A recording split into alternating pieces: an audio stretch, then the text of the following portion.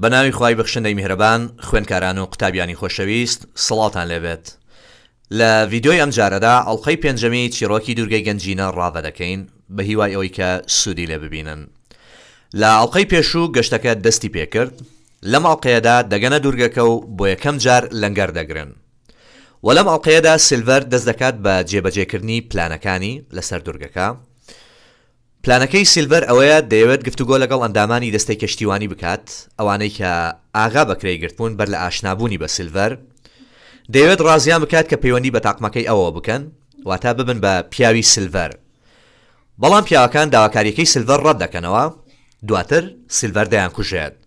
لە درێژەی چیرۆکەکەدا زانیاری زیاتر دەبیستین. Episode 5 We arrive at the island. ئەڵقەی 5 دەگەینە دورگەکە. How my adventure on shore began. جیم دەڵێت چۆن سەرکەشیەکەم لە کەنار دەریا دەستی پێکرد.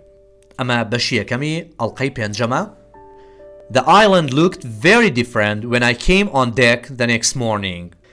جیم دەڵێت دورگەکە زۆر جیاواز دیار بوو، زۆر جیاواز دەهاتە بەرچاو کاتێ بەیانی داهاتوو هاتمە سەر ڕووی کەشتیەکە. We had made good time in the night. بە خێراییەکی باش ڕۆیشت بووین لە شەودا. Made good time ئەم فرەیزە واتە gone at a good speed یاخود بڵێن to travel quickly. بە خێرایی گەشتمان کرد و یاخود بڵێن مەودایەکی باشمان بڕی بوو لە شەودا.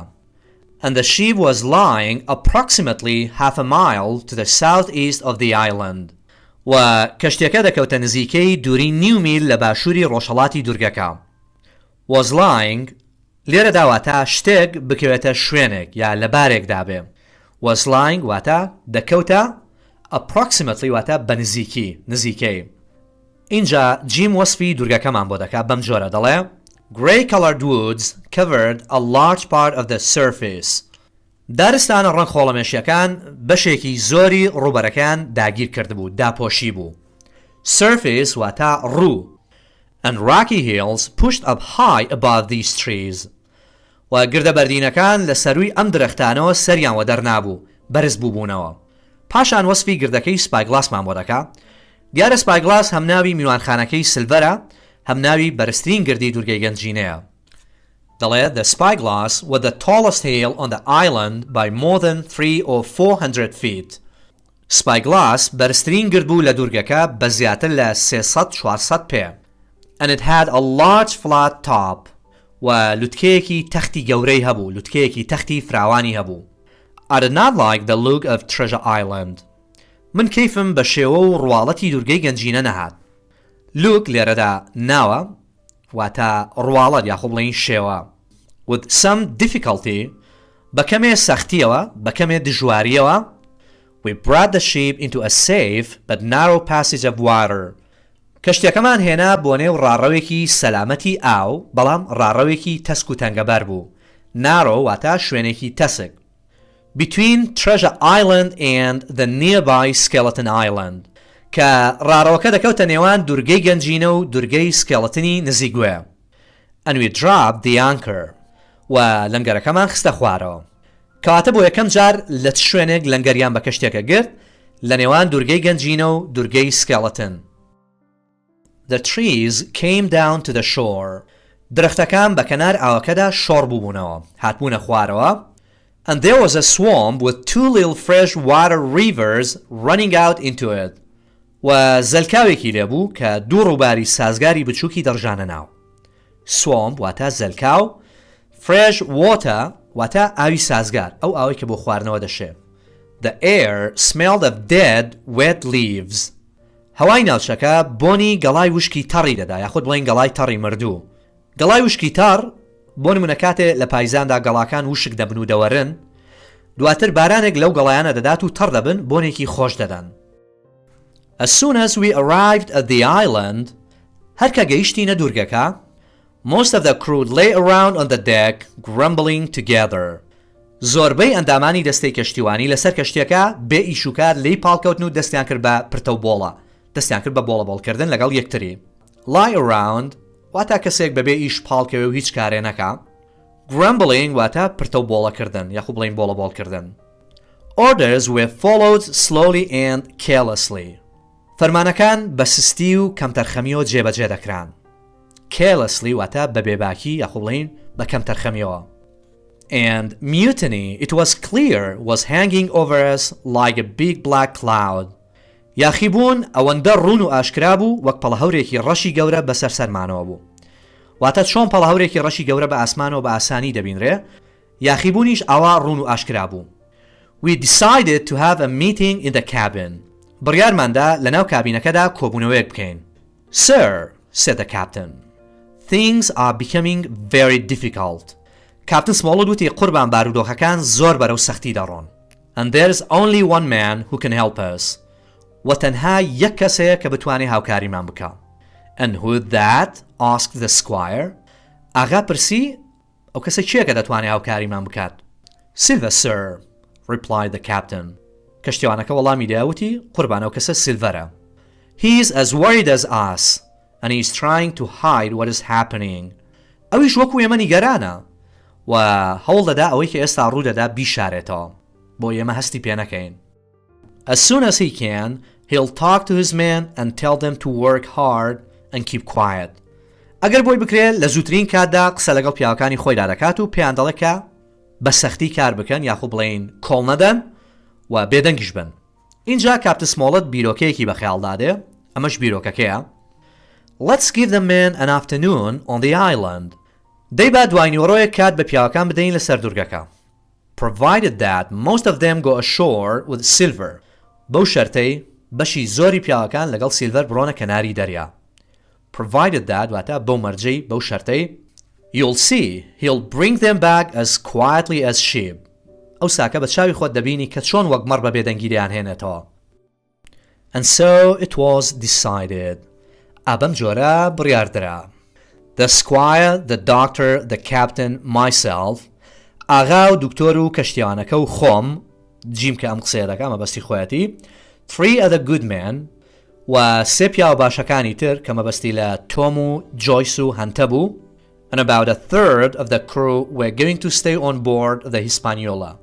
و نزیکەی سەیەکی دەستەی کەشتیوانی بڕیار بوو لەسەر هیسپانیۆلاکە بمێننەوە. Meanwhile, the other 13 men لە هەمان کاتدا 13 پیاوەکەی تر including Silver بە سیلڤەریشەوە کە بە سیلڤەرەوە دەیکردە 13 پیاو excitedly started to climb into the small boats. بۆ پەڕی جۆش و خرۆشەوە بە خۆشحاڵیەوە سواری بەلەمە بچووکەکان بوون. دەمەوێت لێرە ڕوونکردنەوەیەک لەسەر ژمارەی ئەندامانی سەرکەشتیەکە بدەن. دیارە لە سەرەتای گەشتەکەدا ئەندامانی سەرکەشتیەکە 27 کەس بوون.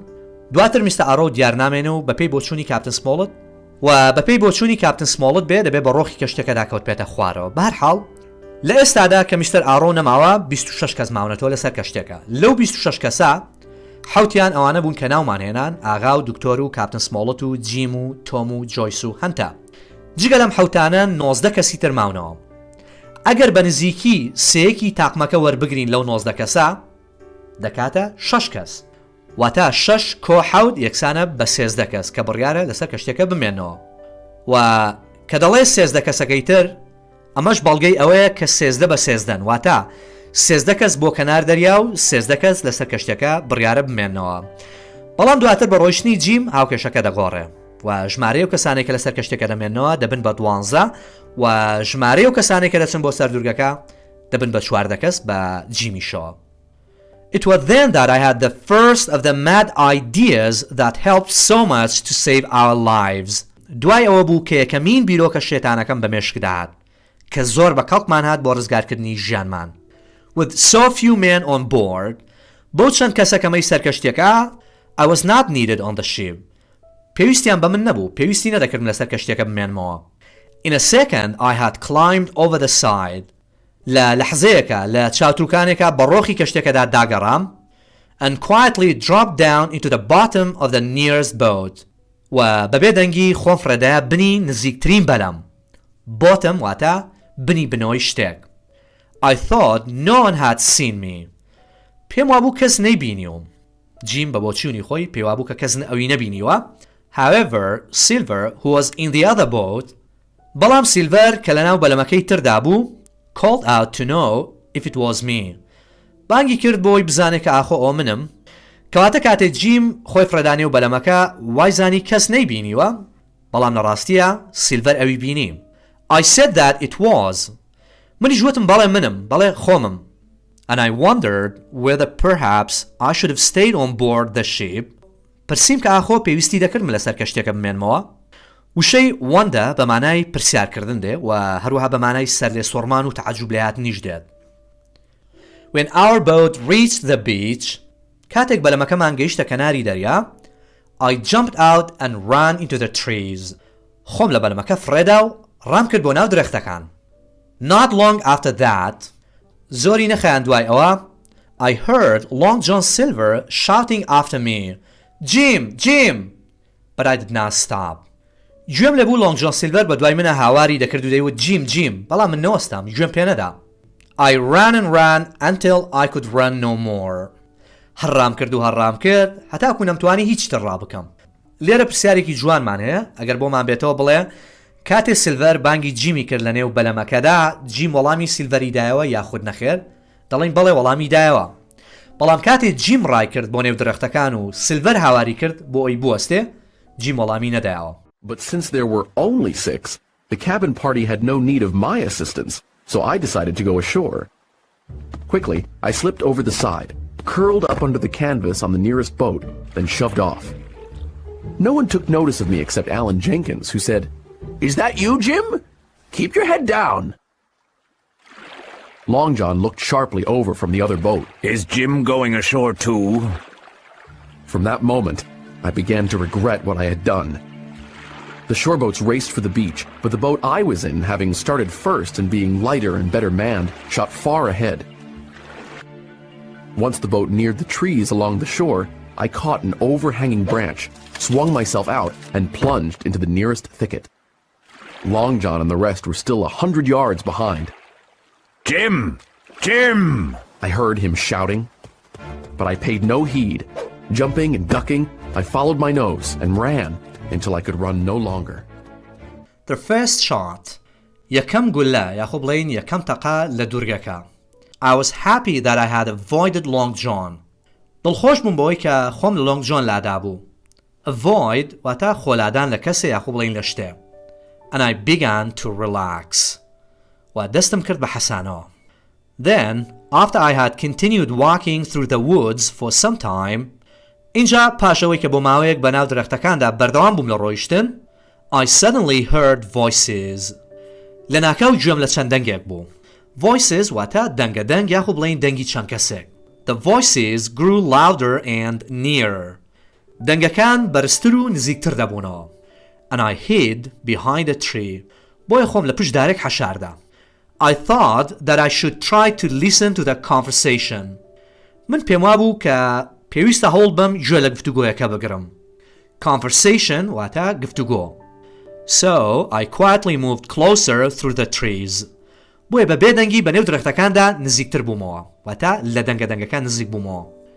At last I looked down a little hill towards an open area of swamp. لە کۆتاییدا سەرم شۆڕ کردەوە سەیری گردێکی بچکۆڵەی خوارخۆمم کرد بەرەو ناوچەیەکی کراوەی زەلکاوەکە. And I saw Long John Silver and one of the crew. Long John Silver و یەکێک لە ئەندامانی دەستەی کەشتیوانیم بینین. کەواتە کاتێ جیم سەیری گردەکەی خوارخۆی کرد کێی بینی؟ سیلڤەر و یەکێک لە ئەندامانی دەستەی کەشتیوانی بینی. I was happy I'd managed to get away from Long John, so I began to enjoy exploring this strange island. I crossed a marshy area full of willows, cattails, and odd swamp trees, and came out near an open piece of rolling Some of my shipmates must be near, I thought, and I soon heard the distant, low tones of a human voice, and then another voice. They were growing louder. Scared, I crawled under cover of the nearest bush, moments before the speakers paused, and, I supposed, sat down. The birds grew quiet and settled again to their places in the swamp. I crawled steadily but slowly on all fours toward the speakers until, at last, I raised my head. I could see between the trees all the way down into a little green clearing beside the marsh. Long John Silver stood there with the sun beating down on him. Mate, Silver was saying, it's because I like you. Silver دەیوت هاوڕێ وەلە بەرەوەیە کە تۆم بەدڵە تۆم خۆشەوە. If I hadn't liked you from the start, do you think I'd be warning you now?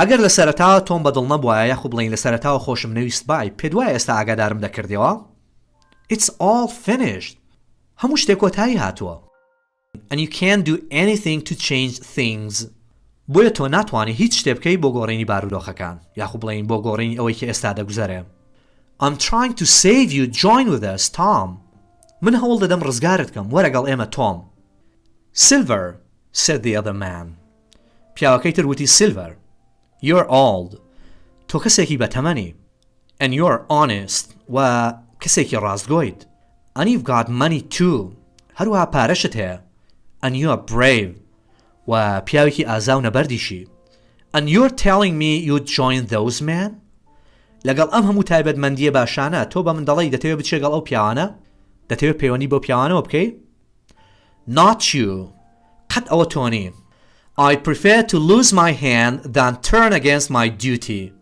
پێم باشە دەستێکم لەدەست بەم وەک لەوەی دژ بە ئەرکەکەم بوەستمەوە مەبەستی ئەوەیە پێم باشترە ئەندامێکی جەستەم لەدەست بدەم وەک لەوەی ناپاکی لە ئەرکەکەمدا بکەم It's because I like you that I'm warning you. Join us. Tim's face was red, and he spoke in a hoarse, shaky voice. Silver, He replied, you have a good reputation, and money too, which lots of sailors don't. So why are you going along with those swabs? I'd sooner die than turn against my captain. Suddenly, from far away, there was a loud cry of anger. لەناکاو لە دوورەوە هاوارێکی بەرزی تووڕەیی هات. Then a horrible long scream. پاشان قیژەیەکی دوور و درێژی ترسناک. It was a death cry. ئەوە هاواری مەرگ بوو. And the sound of it would not leave my head. دەنگی ئەو هاوارە لە خەیاڵم دەرناچێ، لە کەلەم دەرناچێ. Then, suddenly, from far out in the marsh, a cry of anger rang out. Could that be another man who didn't want to join the pirates? The cry, however, was followed by a long, horrible scream and the boom of a gunshot. The sound echoed against the rocks of Spyglass Hill. The whole marsh of birds rose again, darkening the sky. Then, the air became silent, except for the rustle of the birds. Tim jumped at the sound, but Long John didn't even blink. He stood where he was, resting lightly on his crutch, looking like a snake about to strike. What was that? Said Tom, shaking with fear. ئەوە چی بوو؟ تۆم ئەمەیوت لە کاتێکا لە ترسان هەڵدەلەرزی. Shaking واتە لەرزین. With fear واتە لە ترسا. Oh, Silver quietly smiling. That must have been Alan. سیلڤەر وەگەوەی هیچ ڕووی نەدابێ بەهێمنی زەردەخەنەی کرد و وتی دەبێەوە دەنگی ئالان بوو بێ. Alan, cried Tom. تۆم هاواری کرد ئالان. God rest his soul. خوا ڕۆحی شادکە. He was a true seaman. ئەو دەریاوانێکی ڕاست بوو. دەریاوانێکی ڕاستگۆ بوو. You've killed Alan, have you? Kill me too if you can. تۆ ئالانت کوشتووە وایە؟ دەوەرە منیش بکوژە گەر دەتوانی. ئالان یەکەمین کەسی ڕاستگۆ بوو کە لە دوورگەکە کوژرا بەدەستی پیاوەکانی سیلڤەر. And with that, this brave man turned and walked away. لەگەڵ وتنی ئەم قسانە ئەم پیاو ئازا و چاونەترسا ڕووی وەرگێڕا و ڕۆیشت. With a cry, Silver threw his crutch with all his strength. سیلڤەر بە هاوارەوە بە هەموو هێزی خۆی داشەقەکەی هاویشت. It hit Tom hard in the middle of his back. داشەقەکە بە توندی بەرناوەڕاستی پشتی تۆم کەوت. کەواتە کاتێک کە سیلڤەر داشەقەکەی هاویشتە تۆم بەکوێی تۆم کەوت in the middle of his back. ناوەڕاستی پشتی. He fell down. تۆم کەوتە سەر زەوی and in a moment و لە لەحزەیەکە لە چرکە ساتێکە Silver had jumped on top of him and had killed him with a knife. سیلڤە خۆی فرەدایە سەر و بە چەقۆیە کوشتی. ئەگەر پرسیارت بۆ بێتەوە بڵێ کێ تۆمی کوشت و بەچی کوشتی و بۆچیش کوشتی دەڵێن لۆنگ جۆن سیلڤەر تۆمی کوشت یاخو بڵێن the one-legged man پیاوەیە قاچەکە و بە چەقۆ کوشتی و لەبەرەوەی کە ڕەتی کردەوە پەیوەندی بە چەتەکانەوە بکە. تۆم دووەمین کەسی ڕاستگۆ بوو کە لە دوورگەکە کوژرا ئەویش بەدەستی سیلڤەر خۆی. Then I saw Silver slowly cleaning the blood from his knife on some grass. پاشان سیلڤەرم بینی کە بە هێواشی ئەو خوێنێکە بە چەقۆکەیەوە بوو بە هەندێک ژوویە پاکی دەکردەوە کەواتە دوای کوشتنی تۆم سیلڤەر چەقۆ خوێناویەکەی بە کەمێک ژوویە پاک کردەوە. But just tell me, what was all that screaming? That? said Long John, smiling but warier than ever, his eyes like glass. Oh, I reckon that was Alan Jenkins. Alan! Cried Tim. Rest his soul. He was a true seaman.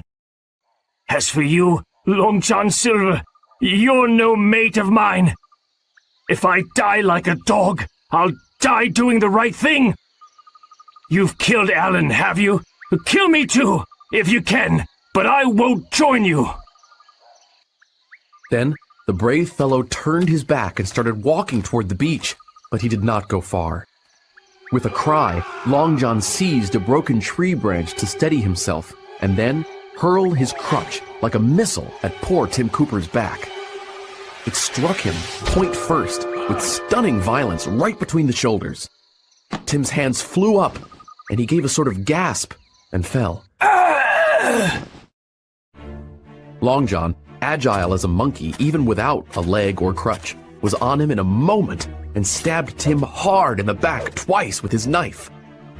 I could hear Long John panting as he struck the blows, and I must have fainted, because the whole world swam away from me in a whirling mist.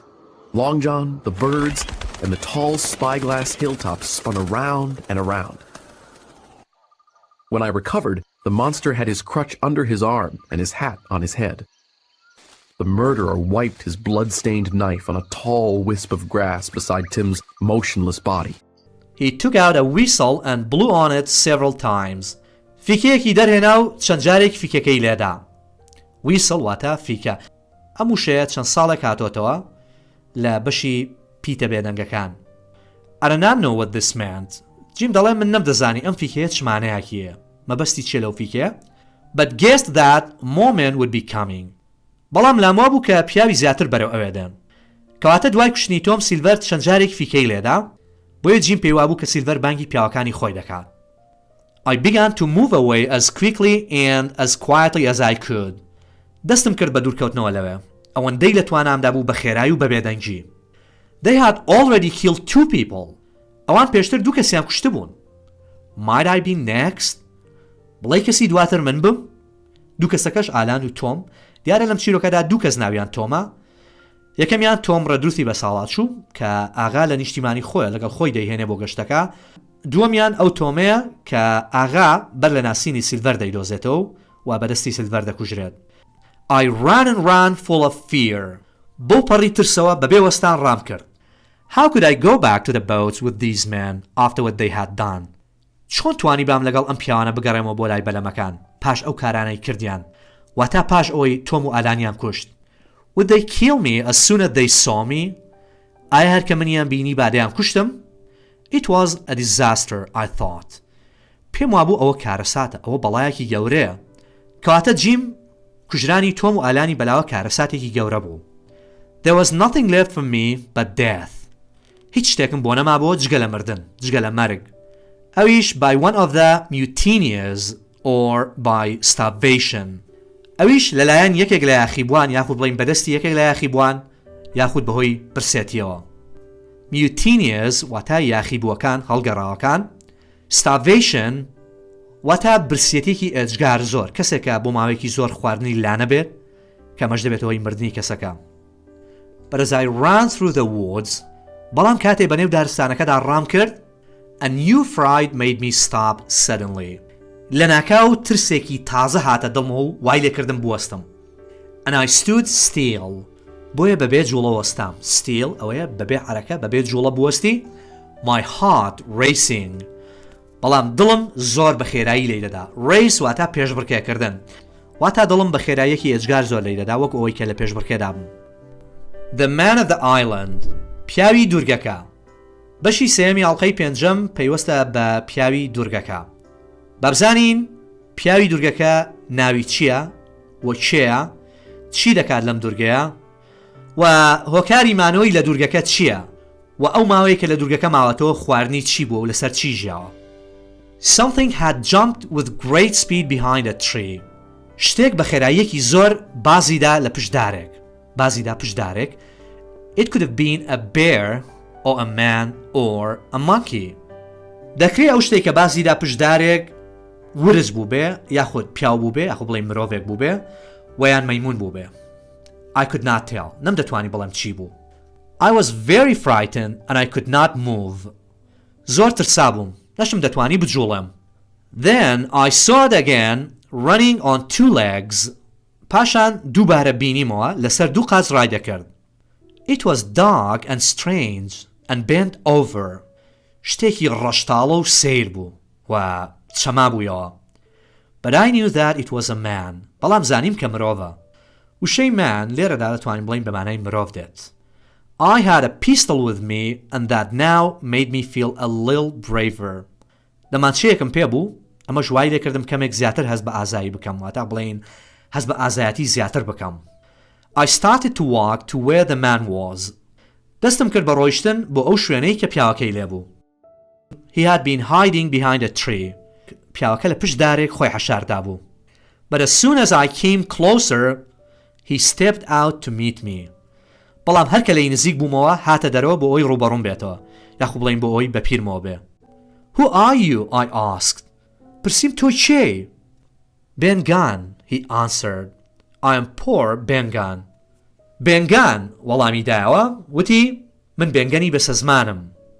And I haven't spoken to anyone for 3 years. و ماوەی 3 ساڵە قسەم لەگەڵ هیچ کەسێکدا نەکردووە. کەواتە بێنگەن ماوەی 3 ساڵ خەڵکی نەبینیوە. 3 years, I cried. منیش هاوارم کردم ئەی بابا 3 ساڵ. Wait, I have a pistol. I thought. I'm not defenseless. So I walked toward the island man, and as soon as I moved in his direction, he stepped toward me. He hesitated, but at last, to my wonder and confusion, he threw himself on his knees and held out his clasped hands. Who are you? I asked. I'm poor Ben Gunn, He said in a voice that was hoarse like a rusty lock. I haven't spoken with a soul for 3 years. I could now see that he was a white man. پاشەمە بینیم کە ئەو پیاوێکی سپی پێست بووە. But that his skin had been burned by the sun. بەڵام پێستی لەبەر خۆر سوتاوە. کەواتە بێنگەن پیاوێکی ڕەشپێست نەبووە پیاوێکی سپی پێست بووە بەڵام بەهۆی مانەوەی زۆری لە دورگەکە بەهۆی تیشکی خۆرەوە پێستی سوتاوە و ڕەش بووە. بابزانین جلوبەرگی چۆن بووە. He was wearing bits of old seamen's clothing.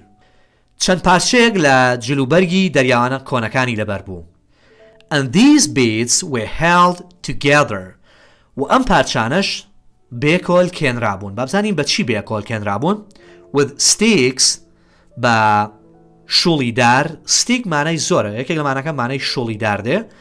Various buttons قۆپچەی جۆراوجۆر هەمەڕەنگ and beads of string و چەند تاڵە بەنێک یاخۆ بڵین چەند تاڵە دەزوویەک بێکۆل کێنرابوون. He had an old belt around his waist. پشتێنێکی کۆنی لە کەمەر بەستە بوو پشتێنێکی کۆنی بە کەمەرەوە بوو which was the only thing that looked normal about him. کە تاکە شتێک بوو ئاسایی دەهاتە بەرچاو سەبارەت بەو پیاوە. شتەکانی تری هەموو نائاسایی بوون. I was marooned 3 years ago, he said. پیاوەکە واتە بێنگەن وتی من 3 ساڵ لەمەوبەر لێرە بەجێ هەڵدراوم. maroon واتە کەسێک لە شوێنێکی چۆڵەوانی بە تەنها بەجێبێڵی بەبێ نان و ئاو بۆی لەبرسا بمرێت. I had heard the word. منە وشەیەم بیستە بوو مەبەستی لە وشەی maroonە. And knew that it meant being left alone by your shipmates. وەدەمزانی مانای ئەوەیە کە تۆ لەلایەن هاوکەشتەکانتەوە بە تەنیا جێبێ هەڵدرێی on a distant island لە دورگەیەکی دوور with only a gun to help you survive. بە تەنها چەکێکەوە بۆ ئەوی بەکەڵکت بێ بۆ مانەوەت لە ژیان. I've lived on goats, berries and fish since then, he continued. پیاوەکە بەردەوام بوو لە قسەکردن وتی من لەو کاتەوە لەسەر خواردنی بزن و تو ماسی ژیاوم. واتە ئەو ماوەی کە لە دورگەکە ماوەتەوە خواردنی بێنگەن ئەم سێشتانە بوون. گۆشتی بزن، تو لەگەڵ ماسی. You haven't got a bit of cheese with you, have you? هەر کەمێک شت پەنیر پێ نییە وایە؟ I've been dreaming of cheese. من خەون بە پەنیرەوە دەبینم. Provided that I get on board again, I said, you will have lots of cheese. وتم بەو مەرجەی دووبارە بگەمەوە سەر کەشتێکە. لەوێ پەنیری زۆرت دەست دەکەوێت وەک کایە. On board, he repeated. بێنگە قسەکەی منی دووبارە کردەوەتی سەرکەشتی. What's your name? He asked. پرسی ناوت چییە؟ Jim, I told him. پێم وت ناوم جیمە. His skin was all sunburned, his lips were black, and his fair eyes looked bright in his dark face. His clothing was a tattered ship's canvas and ragged old cloth fastened together with small sticks and loops of animal hide. Were you shipwrecked? I cried. No, mate, he said. Marooned. I knew what that meant.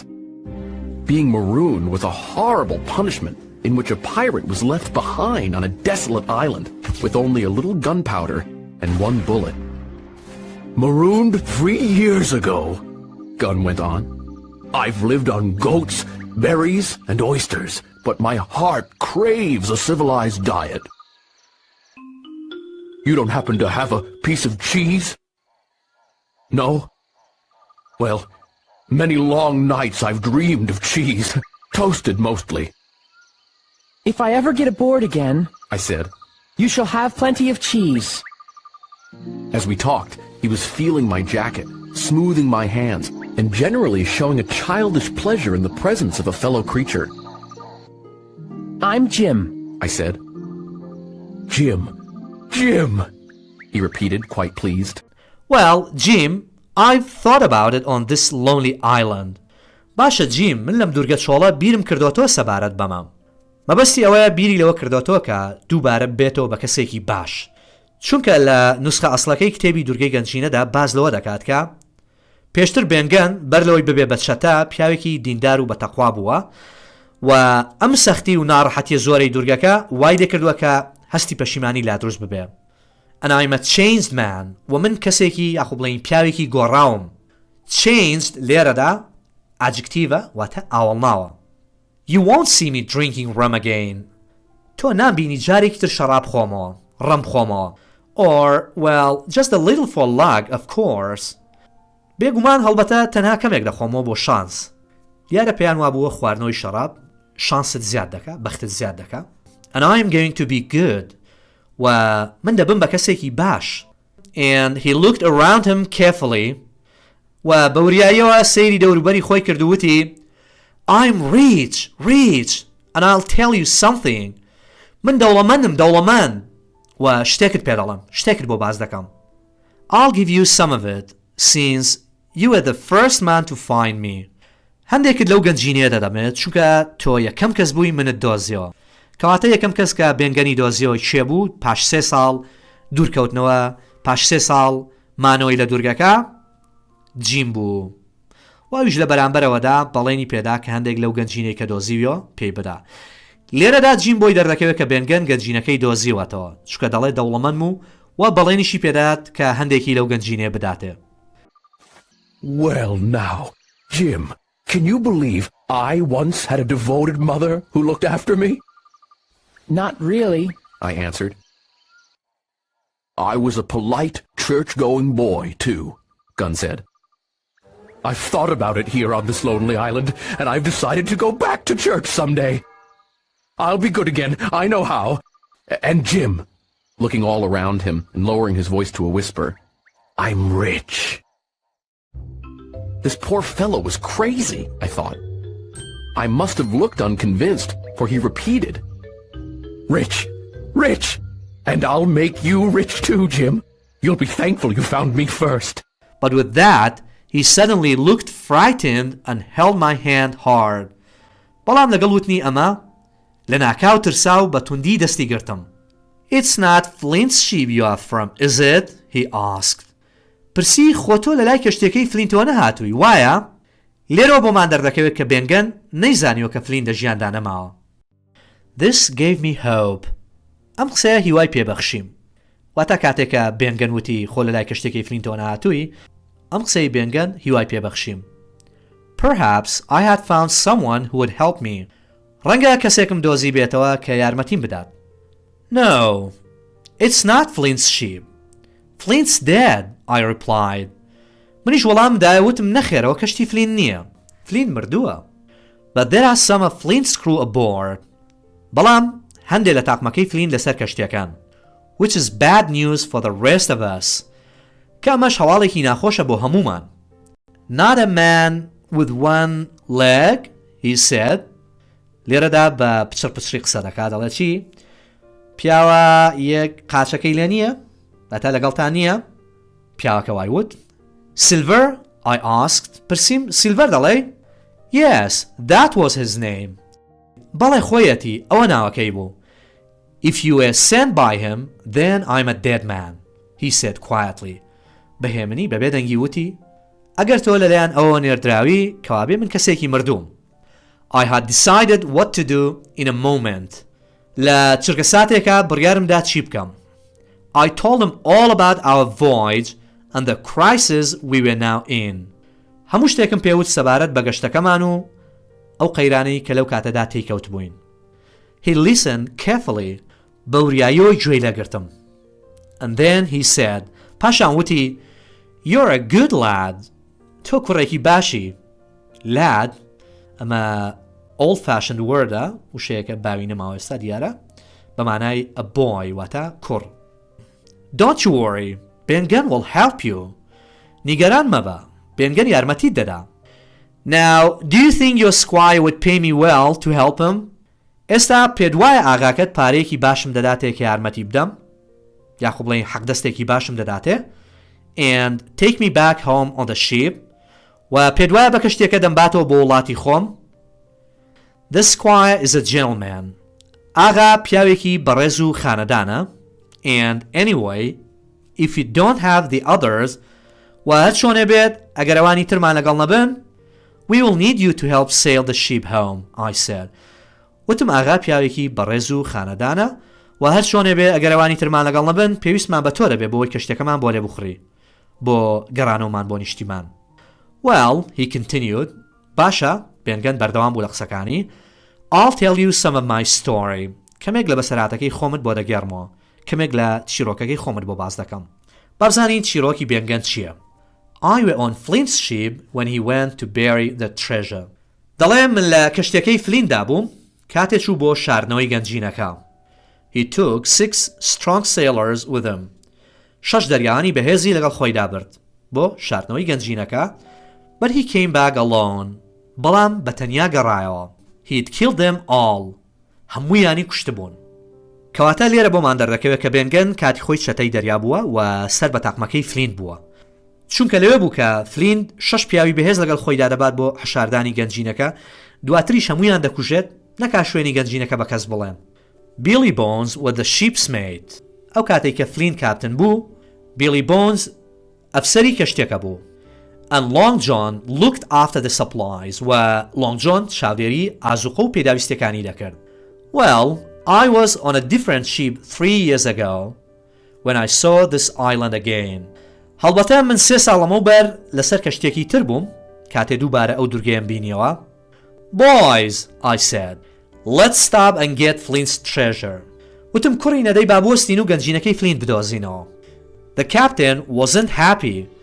کەشتیوانەکە دڵی بەوە خۆش نەبوو. But for 12 days we looked for it. بەڵام بۆ ماوەی 12 ڕۆژ بە دوای داگەڕاین and found nothing. و هیچمان نەدۆزیەوە. کەواتە کاتێکە بێنگەن وتی بە دوای گەنجینەکەی فلیندا بگەڕین کاپتنی کەشتەکە پێی خۆش نەبوو. تاوان ئەو کاپتنە کاپتن فلین نییە. کاپتن فلین دەژیاندا نەماوە. ئەمە کاپتنێکی ترە. Every day they got angrier and then they said هەموو ڕۆژێ تا دەهات تووڕەتر دەبوون. پاشان وتیان Here is a gun, a pickaxe and a spade. هانێوە تفەنگێک و پاچێک و پێمەڕێک. Find it yourself. خۆت بیدۆزەوە. Then they all went aboard and left me here. پاشان هەموویان ڕۆیشتنە سەر کەشتێکە و منیان لێرە بەجێهێشت. Tell the truth. Is that Flint's ship? He asked. Right then, I knew I'd found an ally. It's not Flint's ship. Flint is dead. But some of Flint's men are aboard, which is bad luck for the rest of us. Is there a man with one leg? He gasped. He's the cook and the ringleader. Gunn was still holding me by the wrist, and he squeezed hard. "If you were sent by Long John Silver," he whispered, "I'm as good as dead." I told him the whole story of our voyage and predicament, and when I was done, he patted me on the head. "You're a good lad, Jim," said Gunn. "You're all in a bad situation. Well, put your trust in me. Will your squire share Flint's treasure and give me passage home?" Yes, I cried. we all plan to share, and besides, without the pirates, we'll need you to help sail the vessel home. "Ah," said he, "so you would." And he seemed relieved. "I was on Flint's ship," he continued, "when he and 6 men buried the treasure. The rest of us waited on the old walrus until Flint returned, alone. It must have been quite a battle, 6 against 1. Billy Bones was the first mate, and Long John was quartermaster. The men on board asked Flint where the treasure was, and he said, 'Go ashore if you like and stay there, but as for the ship, she'll hunt for more, by thunder.' That's what he said." How were you marooned? I asked. "Well, a few years later, I was on another ship, and we sighted this island. 'Boys,' I said, 'Flint's treasure is here. Let's find it.' For 12 days, we looked, but didn't find the treasure, and with each passing day, they got angrier at me. One morning, they just said, 'Here's a musket, spade, and pickaxe. Find Flint's money yourself,' and the ship set sail without me. So, Jim, I've been here 3 years, and I haven't had a bite of decent food since." But I've been busy these 3 years, see? بەڵام منم 3 ساڵە سەرقاڵ بووم دەزانی؟ And guess what? بزانە بە چیوە سەرقاڵ بووم؟ دەی بزانم دەزانی؟ He winked at me. چاوێکی لێداگرتم. Wink واتە چاو لێداگرتن. لێرەدا بەمانەی چاو لێداگرتن دێت. But how are we going to get back on board? I asked. پرسیم بەڵام چۆن بگەڕێینەوە سەر کەشتێکە؟ Ah, he said. I've made a small boat. بێنگە وتی من بەلەمێکی بچووکم دروست کردەوە. I keep her under the wide rock. لەژێر تاشە بەردەسپیەکە ڕایدەگرم. کاتە تاشە بەردەسپیەکە wide rock ئەو شوێنێکە بێنگەن بەلەمە بچووکەکەی خۆی لە ڕادەگرێت. Just then, هەردوای ئەمە, there was the sudden loud crash of a cannon. لە ناکاو دەنگی تۆپێک هات. دەنگی تۆپێکی لە ناکاو کاتێکە بەرزەوی کەوت. They've started to fight, I cried. منیش هاوارم کردوتم ئەوان دەستیان بە شەڕ کردووە. We need to get back on board the Hispaniola. I said. But how? "I have a small boat I made," answered Gunn. "I keep her under the White Rock. We can try to get to the ship after dark." Suddenly, the island echoed with cannon thunder, and Gunn and I ran toward the anchorage. We heard gunshots ring out next, and then, not a quarter of a mile away, was a startling sight. Fluttering above the woods was our country's flag, the Union Jack. فەرمون بابەیە کۆ بچینە لای پرسیارە وزارەکانی پەیوەست بە ئەڵقەی 5 چیرۆکی دوورگەی گەنجینە. پرسیارە وزارەکانی پەیوەست بە بەشی یەکەمی ئەڵقەی 5 دیارە 6 پرسیاری لێ هاتۆتە تاوەکو ئێستا. Question number 1. As soon as they arrived at the island, most of the crew lay around on deck grumbling together, and هەرکە گەیشتنە دوورگەکە زۆربەی دەستەی کەشتیوانی لی پاڵکەوتن لەسەر کەشتێکە دەستیان کرد بە پرتەوبۆڵە لەگەڵ یەکتری. و هەروەها A. Tom and Mr. Arrow were killed on the island. و Tom و Mr. Arrow لە دوورگەکە کوژران. B. They asked Dick to bring them some rum. داوایان لە دیک کرد کە هەندێ ڕەمیان بۆ بێنێ هەندێ شەرابیان بۆ بێنێ. C. The man of the island appeared suddenly. پیاوی دوورگەکە لە پڕ بە دەرکەوت. D.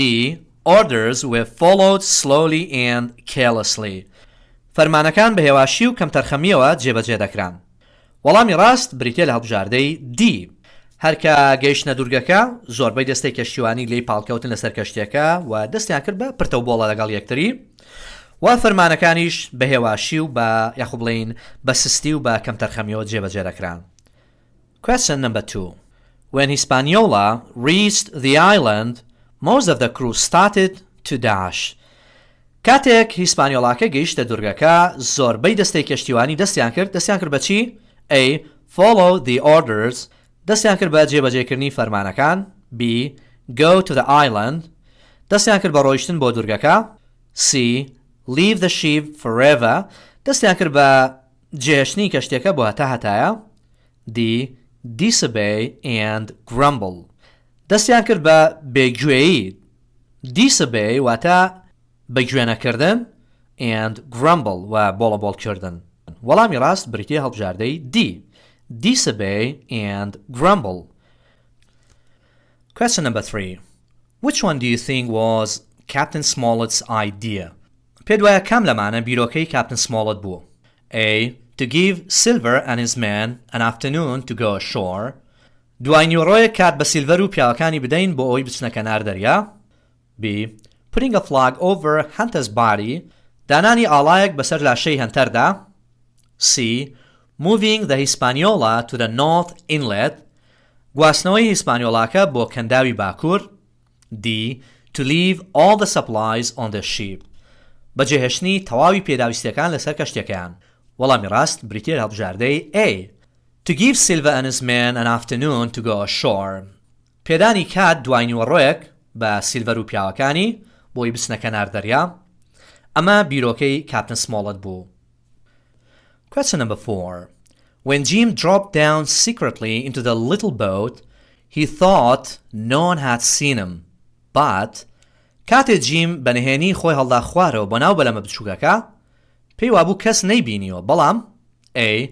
Long John Silver and Israel Hands did بەڵام Long John Silver و Israel Hands ئەویان بینی. B. Long John Silver saw him Long John Silver ئەوی بینی. C. He couldn't reach the boat and fell dead نەیتوانی بگاتە بەلەمەکە و کەوت و مرد. D. Found nothing there and returned back empty لەوێ هیچی نەدۆزیەوە و بەدەستی خاڵی گەڕایەوە. وەڵامی ڕاست بریتیە هەڵبژاردەی B. کاتێک جیم بەنهێنی خۆی هەڵدا خوارەوە بۆ ناو بەلەمە بچووکەکە پێی وابوو کەس نەیبینیەوە بەڵام لە ڕاستیە Long John Silver saw him Long John Silver ئەوی بینی. Question number 5. When Jim hid himself in one of the boat only saw him کاتێک جیم لە ناو یەکێک لە بەلەمەکاندا خۆی شاردەوە تەنها یەکێک لەمانە ئەوی بینی. A. The cook چێژدێنەرەکە. B. Mr.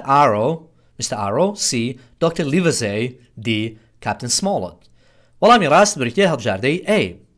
The cook کاتێک خۆی فرەدا ناو بەلەمەکە تەنها چێژدێنەرەکە ئەوی بینی. Question number 6.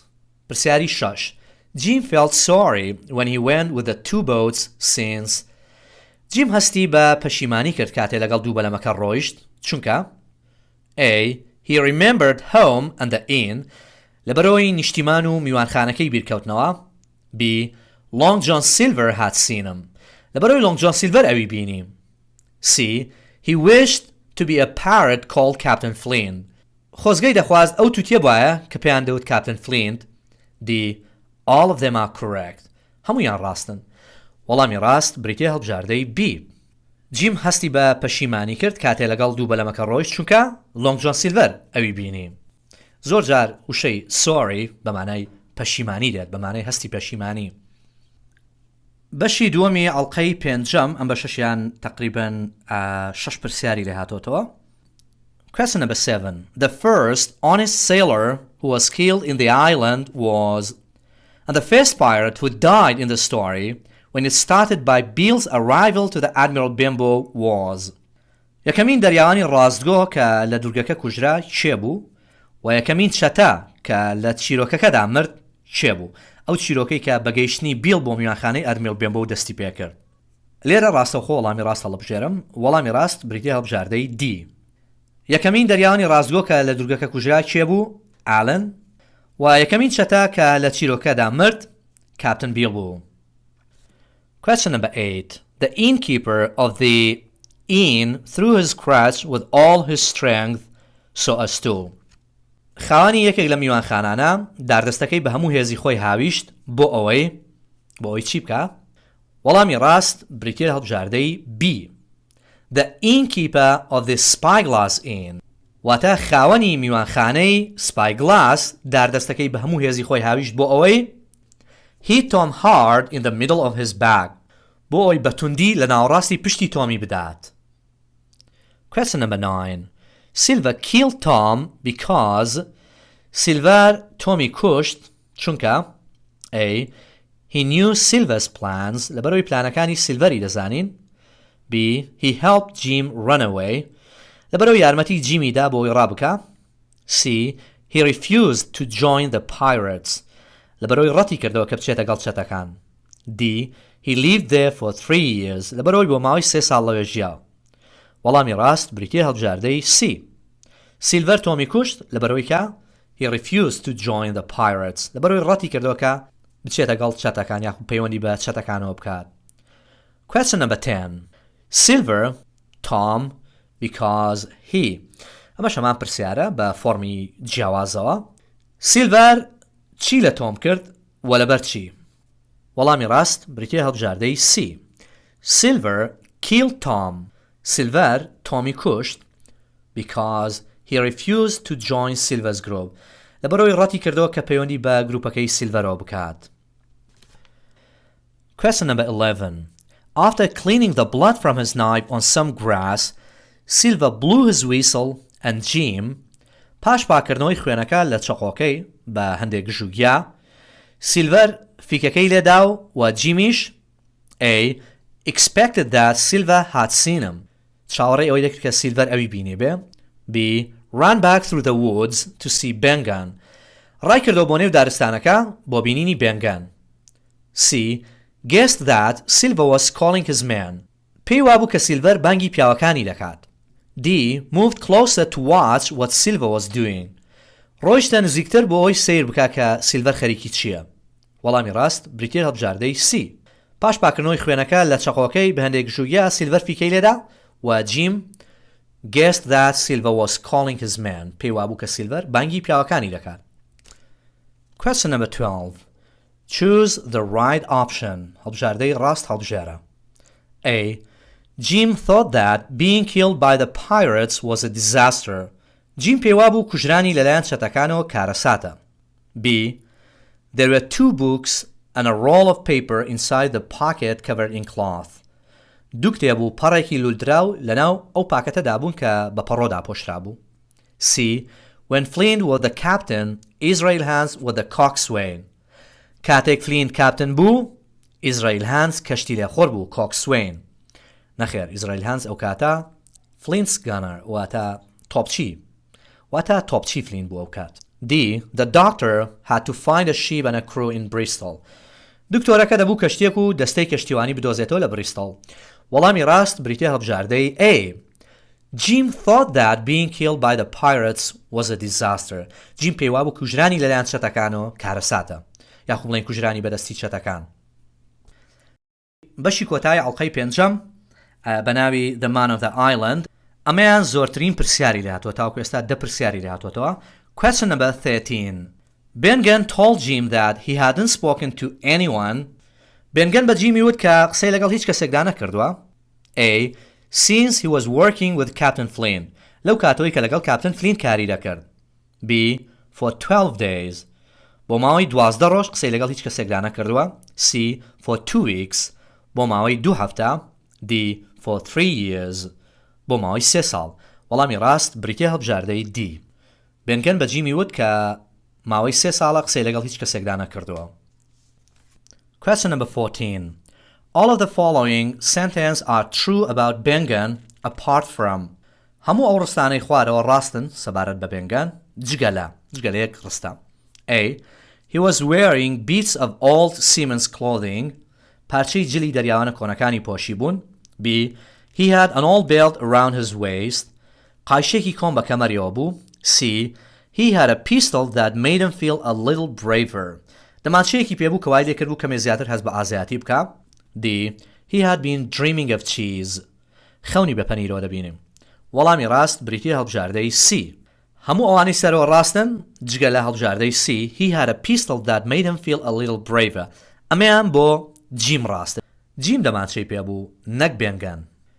Question number 15. Bengan told Jim that he hadn't spoken to anyone for 3 years because بێنگەن بە جیمی وت کە ماوەی 3 ساڵە قسەی لەگەڵ هیچ کەسێکدا نەکردووە چونکە A. Jim was only a boy لەبەرەوەی جیم تەنها مناڵکارەیەک بوو. B. He was marooned since then لەبەرەوەی لەو کاتەوە بەتەنها جێهێڵرابوو. Maroon ئەموشەیە وەکو دەنگ ساڵی پار هاتۆتەوە. double O لێرەدا ئوی درێژ دروست دەکات. long U. C. He was one of the crew that the squire employed یەکێک بوو لەو تاقمەی کە ئاغا بەکرێی گرتە بوون. D. He wanted Jim to bring him fish and berries دەیویست جیم ماسی و توی بۆ بێنێ. وەڵامی ڕاست بریتیە هەڵبژاردەی B. بێنگەن بە جیمی وت کە ماوەی 3 ساڵە قسەی لەگەڵ هیچ کەسێکدا نەکردووە چونکە He was marooned since then چونکە لەو کاتەوە واتە 3 ساڵ لەمەوە بەرەوە بەتەنها جێهێڵدراوە لە دوورگەکە. Question number 16. The man of the island was who 3 years ago and had been dreaming of. پیاوی دوورگەکە یەکێک لەمانە بوو کە 3 ساڵ لەمەوە بەر یەکێک لەم شتانەی بەسەر هات بوو و خەونی بە یەکێک لەم شتانەوە دەبینی. وەڵامی ڕاست بریتیە هەڵبژاردەی C. The man of the island was بێنگان. پیاوی دوورگەکە چێ بوو؟ بێنگان بوو. Who was marooned کە بەتەنها جێهێڵدرابوو لە دوورگەکە 3 years ago 3 ساڵ لەمەوە بەر and had been dreaming of cheese و خەونی بە پەنیرۆ دەبینی. Question number 17. When Jim talked to Bengan, he knew that this man had found a treasure because کاتێ جیم قسەی لەگەڵ بێنگەندا کرد زانی کە ئەو پیاوە گەنجینەکەی دۆزیوەتەوە. چونکە A. He was alone on the island لەبەرەوەی بەتەنها بوو لە دوورگەکە. B. He had the real copy of the map لەبەرەوەی کۆپیە ڕاستەقینەکەی نەخشەکەی پێبوو. C. He searched for 12 days and found the treasure لەبەرەوەی بۆ مای 12 ڕۆژ گەڕا و گەنجینەکەی دۆزیەوە. D. He said that he was rich and would give him some of it لەبەرەوەی وتی دەوڵەمەند بوو هەندێک لە گەنجینەکە دەدەم بە جیم. وەڵامی ڕاست بریتیە هەڵبژاردەی D. کاتێ جیم قسەی لەگەڵ بێنگەندا کرد زانی کە ئەو پیاوە گەنجینەکەی دۆزیێتەوە لەبەرەوەی he said that he was rich and would give him some of it لەبەرەوەی وتی دەوڵەمەند بوو هەندێک لە گەنجینەکەی خۆمت پێدەدام. Question number 18. When Bengan first saw Jim, he was frightened that کاتێ بێنگەن یەکەم جار جیمی بینی ترسا لەوەی کە A. Jim had been sent by Squire to kill him لەوە ترسا کە جیم نێرابێت لەلایەن ئاغاوە بۆ ئەوی بیکوژێ. B. Flint's ship had returned لەوە ترسا کە کەشتەکەی فلین گەڕابێتەوە. C. The treasure had been taken لەوە ترسا بوو کە گەنجینەکە بردرابێت. D. Jim had found the treasure لەوە ترسا بوو کە جیم گەنجینەکەی دۆزی بێتەوە. وەڵامی ڕاست بریتیە هەڵبژاردەی B. کاتێ بێنگەن یەکەم جار جیمی بینی ترسی ئەوەی لێبوو کە Flint's ship had returned کە کەشتەکەی فلین گەڕابێتەوە لەبەرەوەی خەبەری مردنی فلینتی نەبوو. Question number 19. While Bengan was staying on the island for 3 years, he لە کاتێکدا بێنگەن بۆ ماوەی 3 ساڵ لە دوورگەکە مابوویەوە. A. Didn't know about the death of Flint نەیزانی بوو دەربارەی مردنی فلینت. B. Found the treasure map نەخشەی گەنجینەکەی دۆزی بۆوە. C. Decided to kill Alan بڕیاریدا ئالان بکوژێ. D. Build a stockade سەنگەرێکی دروست کرد بوو. وەڵامی ڕاست بریتیە هەڵبژاردەی A. لە کاتێکدا بێنگەن بۆ ماوەی 3 ساڵ لە دوورگەکە مابوویەوە he didn't know about the death of Flint نەیزانی بوو دەربارەی مردنی فلین واتە نەیزانی بوو کە فلین مردووە. Question number 20. Bengan first came to the treasure island many years ago when he was بێنگان یەکەم جار هات بۆ دوورگەی گەنجینە چەندین ساڵ لەمەوبەر بوو کاتێکە A. The captain of the ship کاتێکە چی بوو؟ کاتێکە کاپتنی کەشتێکە بوو واتە بێنگەن کاپتنی کەشتێکە بوو. B. On Captain Flint's ship کاتێکە لە کەشتی کاپتن فلین دابوو. C. Captain Flint's first mate ئەفسەری پلەدووی کاپتن فلین بوو یاخۆ بڵین ئەفسەری کاپتن فلین بوو. D. On a different ship لە کەشتێکی جیاوازدا بوو. ئایا بێنگەن کە یەکەم جار هات بۆ دوورگەکە لە کەشتی چێدا بوو؟ وەڵامی ڕاست بریتیە هەڵبژاردەی B. On Captain Flint's ship لە کەشتەکەی کاپتن فلین دابوو. Question number 21. The Captain Flint had buried the treasure with the help of but he had killed them all. کاپتن فلین گەنجینەکەی حەشاردا بوو بە هاوکاری بەڵام هەموویانی کوشت بوو. A. 5 men بە هاوکاری 5 پیاو. B. 6 strong men بە هاوکاری 6 پیاوی بەهێز. C. His first mate and the black dog بە هاوکاری جێگرەکەی و black dog. D. Bengan and Silver بە هاوکاری بێنگەن و سیلڤەر. وەڵامی ڕاست بریتیە هەڵبژاردەی B بە هاوکاری with the help of 6 strong men. کاپتن فلین گەنجینەکەی حەشاردا بوو بە هاوکاری 6 پیاوی بەهێز بەڵام هەمویانی کوشتە بوو. Question number 22. The last question. Made a small boat and keep her under the white rock. یەکێک لەمانە بەلەمێکی بچووکی دروست کردووە و لەژێر تاشە بەردەستپێکە ڕایدەگرێت. A. Harry هاری بەلەمێکی بچووکی دروست کردووە لەژێر تاشە بەردەستپێکە ڕایدەگرێت. B. Bengan. C. Black dog. D. Captain Smollett. وەڵامی ڕاست بریتیە هەڵبژاردەی B. بێنگەن بەلەمێکی بچووکی دروست کردووە و لەژێر تاشە بەردەستپێکە ڕایدەگرێت. تاڵقەیەکی تری چیرۆکی دوورگەی گەنجینە بەخوای گەورەتان دەسپێرم. هەر شاد بن.